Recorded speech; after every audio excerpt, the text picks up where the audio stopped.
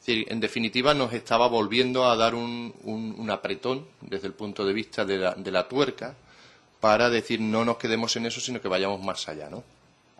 Bien, aquí veis, cuando nos planteamos nosotros por eso lo llamamos, nosotros podíamos haber seguido en el año 2007 diciendo, bueno, yo ya tenía mi E4 en marcha, mi E4 iba funcionando relativamente bien porque estaba consiguiendo los objetivos que nos habíamos marcado o estábamos por debajo de los objetivos marcados.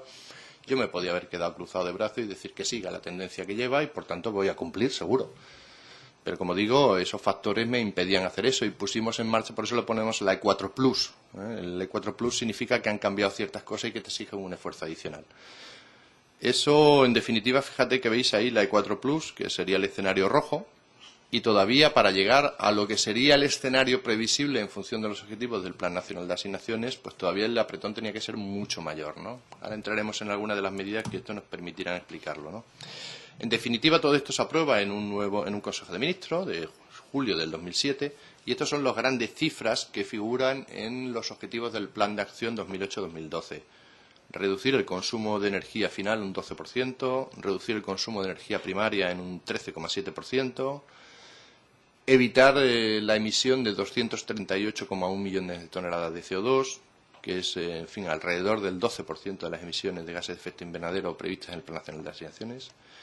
Y, en definitiva, todo esto, ¿qué supone en términos de inversión? Pues una inversión aproximada de unos 22.000 millones de euros en todo el periodo, con un apoyo público estimado del entorno de 2.367 millones de euros. ¿De dónde salen estos 2.367 millones de euros?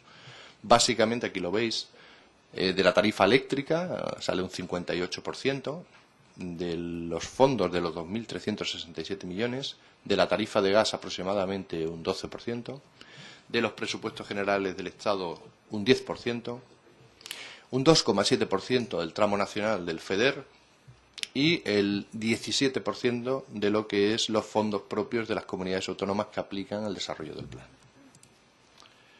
El esquema del plan de acción es el mismo que os comentaba anteriormente. Por ejemplo, en las actuaciones con las comunidades autónomas, una gran diferencia es que a partir del año 2008 ya no son convenios anuales, son convenios plurianuales, donde se definen una serie de procedimientos que facilitan bastante, sobre todo la gestión, la firma de convenios, el desarrollo de los informes de seguimiento, etcétera, ¿no?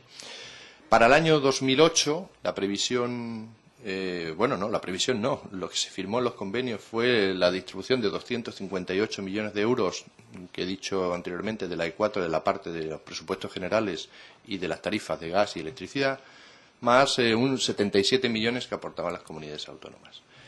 Esto, en los convenios aparece una relación de medidas para llevar a cabo, ya conocidas en el plan anterior, que ahora se distinguen entre medidas prioritarias y medidas generales, ¿no?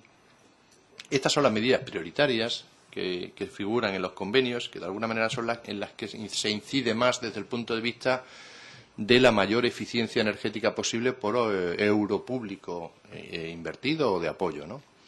Aquí veis algunas, como digo, en fin, bastante conocidas, como el Plan Renove de Electrodoméstico, como lo que es la conducción eficiente, la renovación del parque de automóviles, los programas de ayuda al sector industrial, los planes de movilidad. Bueno, pues en definitiva esta batería de medidas, como yo os dejaré esta presentación y si la colgarán seguramente de la web, pues tenéis, no voy a entrar una por una en cada una de las medidas, no es necesario, pero estas son las medidas prioritarias dentro de los convenios y que, por tanto, como digo, también hay otras medidas adicionales que son la batería de medidas que aparecen dentro de lo que es la E4. No vamos a ir una por una porque no terminaríamos nunca.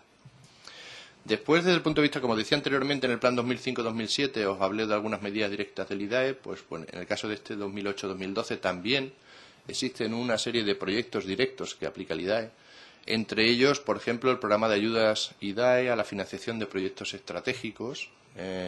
Estos son proyectos que tienen que tener una inversión mínima muy alta, o sea, son inversiones fuertes. Por ejemplo, deciros quién se ha presentado a la convocatoria del 2008 como proyecto típico de este tipo de línea, pues el Corte Inglés. O sea, es decir, el Corte Inglés a lo mejor te presenta un plan estratégico a 5 años para reformar todo el sistema de climatización de todos sus edificios.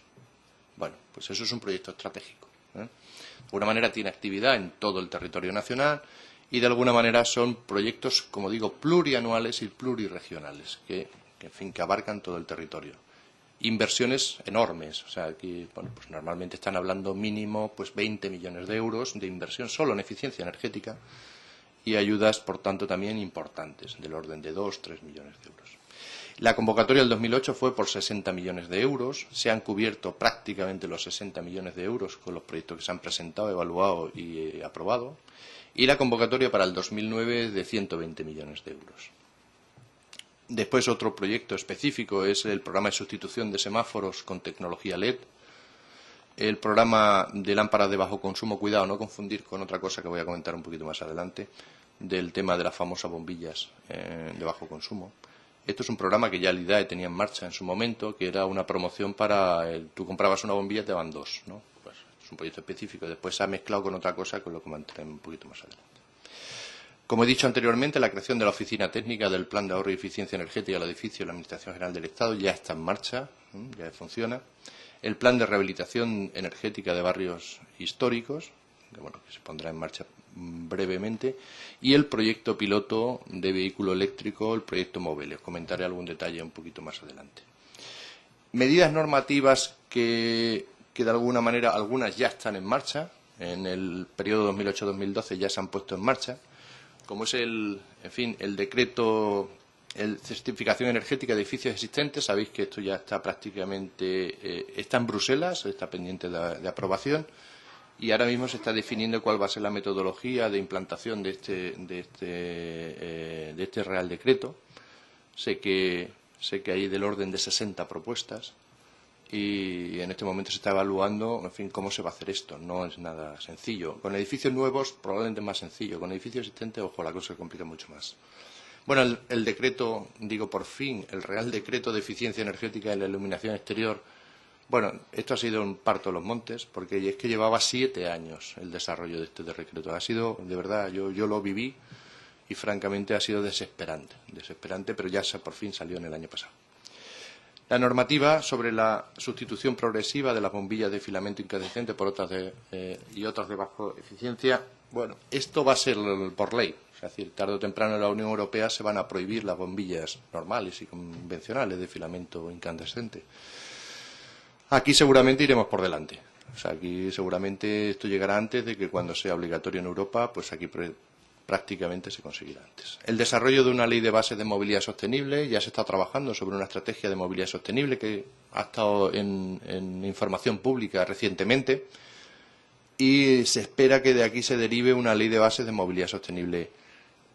Yo lo he vivido muy de cerca, os lo aseguro, el desarrollo de los grupos de trabajo que se han creado para esto, y francamente yo lo veo muy crudo. Lo veo mucho más por el lado de la ley de eficiencia energética y energías renovables. O sea, es decir, probablemente por ahí se pueda introducir de alguna manera una serie de bases que de alguna manera determinen el desarrollo de medidas que favorecen la movilidad sostenible. Pero como una ley de bases prácticamente en esta legislatura no se termina.